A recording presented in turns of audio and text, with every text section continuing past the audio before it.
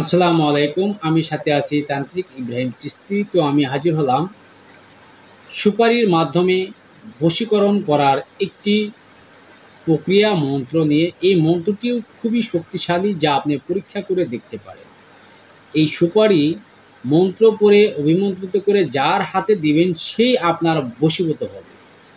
তো কিভাবে হবে, কিভাবে করবেন, সমস্ত কিছু আপনাদেরকে আমি উন্মুক্ত করে বুঝিয়ে দিব।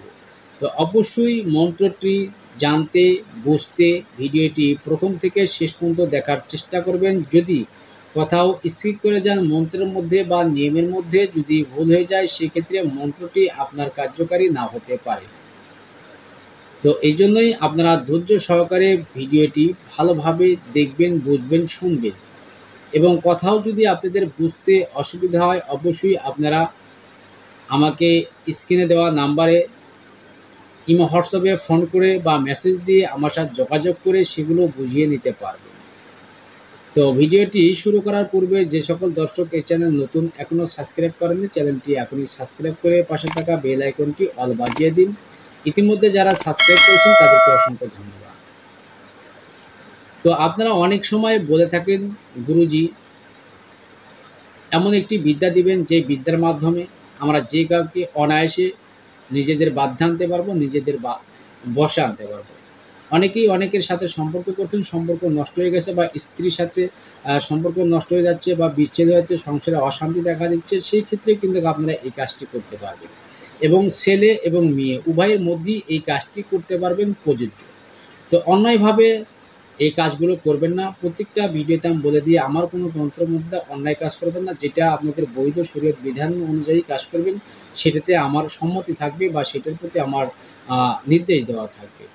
তো কীভাবে কাজ করবেন সমস্ত কিছু আমি বলে দেব। তো অবশ্যই যারা মন্ত্রের দিকে অবগত না, মন্ত্র সম্পর্কে ভালোভাবে জানেন না, অবশ্যই তার আশেপাশে থাকা সিদ্ধিগুরু বা তান্ত্রিক গুরু থাকলে তাদের কাছে ভালোভাবে জেনে বুঝে নিয়ে কাজ করবেন। অন্যথায় না জেনে কাজ করতে গিয়ে যদি কাজের বিপরীত হয় বা কাজের কোনো সমস্যা ব্যাঘাত ঘটে, তার জন্য প্রকাশক এবং চ্যানেল কর্তৃপক্ষ কোনোভাবেই দায় থাকবে না।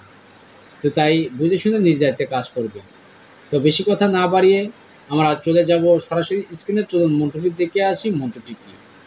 মন্ত্রটি হচ্ছে ওম নমো ভগবতে বাসুদেবায় ত্রিলোকচায় ত্রিব্রহণায় অমক অমকের মন বশমায় কুরু কুরু সাহা।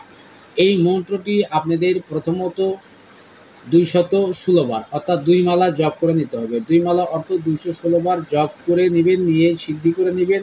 অবশ্যই এই মন্ত্রটি জপ করবেন সকাল, খুব সকাল, আর রবিবার এবং বৃহস্পতিবারে খুব সকালে, যেমন ফজর নামাজের পরে সূর্য উদয়ের আগে আপনারা এই মন্ত্রটি জপ করে সিদ্ধি করে নেবেন।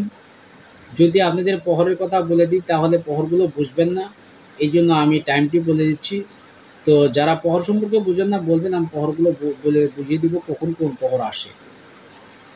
তো আপনারা খুব সকালে মন্ত্রটি 2 মালা জপ করে সিদ্ধি করে নেবেন। সিদ্ধি হয়ে যাবার পরে একটি সময় বুঝে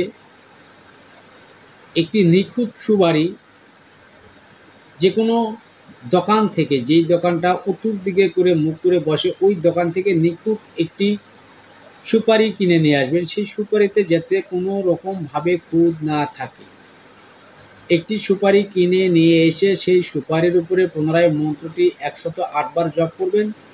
108 বার জপ করবেন। মন্ত্রের ভিতরে যেখানে অমুকি অমুকের জায়গা আছে, সেই অমুকি বা অমুকের জায়গায়, অমুকির জায়গায় মেয়ের নাম, অমুকের জায়গায় ছেলের নাম উচ্চারণ করতে হবে, এবং অমুকের জায়গায় ছেলে এবং ছেলের বাবার নাম, এবং অমুকের জায়গায় মেয়ে এবং মেয়ের মায়ের নাম উচ্চারণ করে তারপরে সেই সুপারিটির উপরে 108 বার মন্ত্র জপ করে 3টি ফু দিবেন। 3টি ফু দিয়ে তারপরে আপনি যার নামের উপরে মন্ত্রটি প্রয়োগ করছেন বা পাঠ করছেন, তার হাতে সুপারিটা খালি দিয়ে দিবেন।